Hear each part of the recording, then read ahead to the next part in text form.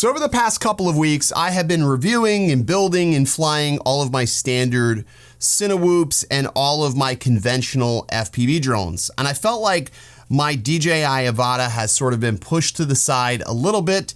However, over this past weekend, a friend of mine asked me to come out to their BMX track and film them for an upcoming event that they are going to be promoting. I said, sure, I'll come out, check you guys out and do some filming.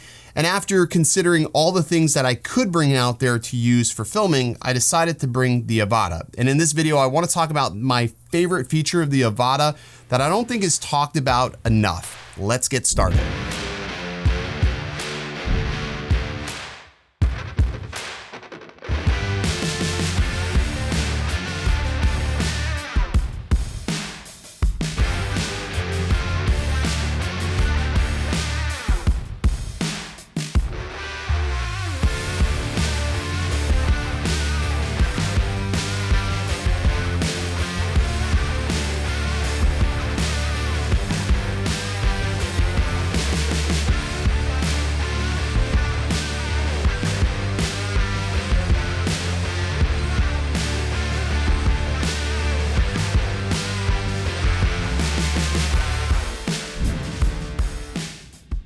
What's good, everybody? Ken here. You're watching Original Dobo, and I just wanted to really sort of just talk about my overall experience having to use this for a tracking purpose. Now, I have the Defender 25, which I've been flying quite a bit as well. This is a 4S Cinewhoop, and it gets roughly about 4 minutes of flight if I'm really pushing it. One downside to the Defender 25 is you really can't strap a full-size GoPro to this, and I wouldn't trust it with a full-size GoPro. We would absolutely diminish the flight times and the overall stability.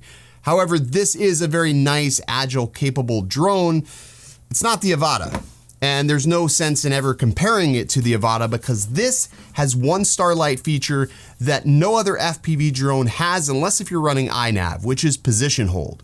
Now, why is position hold so damn important, and why is it all of a sudden like a big thing to me? Well, I realized over this past weekend as I was filming these guys ride this trail, I kept utilizing position hold as I was waiting for them to line up for their shots. It happened so much that I ended up just flipping toggle back and forth between manual and position hold, manual to position hold quite frequently. And most of the time I was just taking my goggles up, waiting for them to line their shot up. And then I was flipping the goggles down and popping it back in the manual. And a couple of times as I was chasing them or tracking them through the trails, I didn't see that there was a branch in my viewpoint because I wasn't flying in 4x3, I was flying in 16x9. I crashed into a tree and I thought the drone was gonna go down, but the position hold, I was able to flip it into position hold and save it from crashing. Not that it would have hurt itself because it was just mostly clay that it would have landed in, but twice this thing was able to save it, and twice I was able to save it when I was actually going to smash into something just by flipping it into the position hold. So I really feel like that is something that is underutilized, and I know like people are like, well, you should be able to control your drone and blah, blah, blah, blah. Yeah, fuck that. I just want to know that when I need to have a safety net, it's going to be there. And I got to say that this was super reliable. And the number two reason why I ended up using this over, let's say, my Shendrone Squirt or even the Defender 25 was the battery life.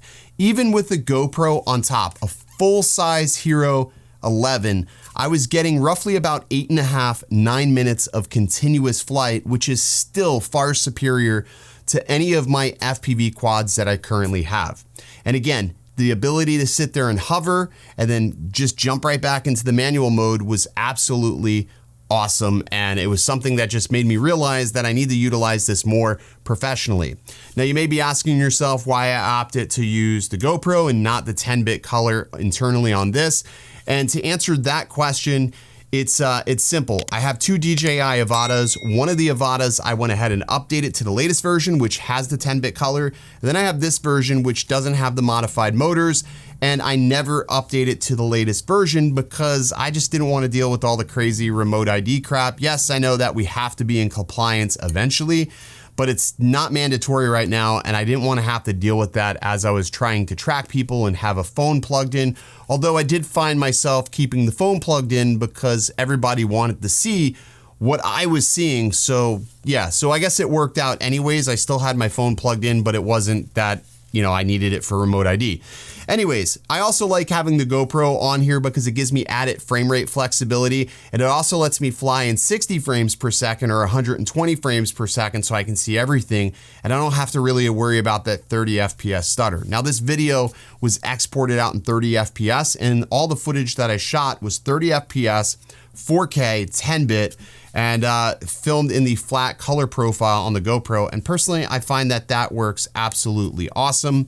And it just works great. And again, added flexibility. Another nice thing I love about using the Avata when it comes to tracking is the ability to adjust the gimbal pitch when I need it. So every rider tends to hit the trail a little bit differently, a little faster. Everybody has a different flow. So what I was able to do is keep adjusting the pitch to match the individual rider, which is something you really can't do with a standard FPV drone, not easily anyways, and you can't do it on the fly. So that's why I like this for tracking, and honestly, this is pretty much going to be a permanent fixture in my bag, and I ended up ordering a third DJI Avata just in case I break this, and plus two, I just don't want to deal with that firmware update. It sucks. I wish there was a way to downgrade it. I've just learned my lesson. Don't update it any further than what it is.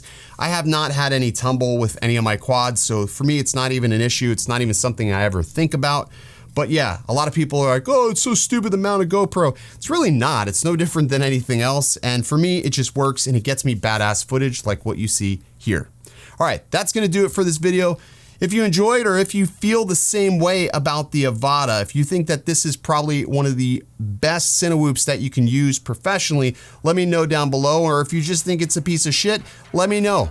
I like listening to both sides of the argument. Anyways, I'll see you in the next video. Stay original.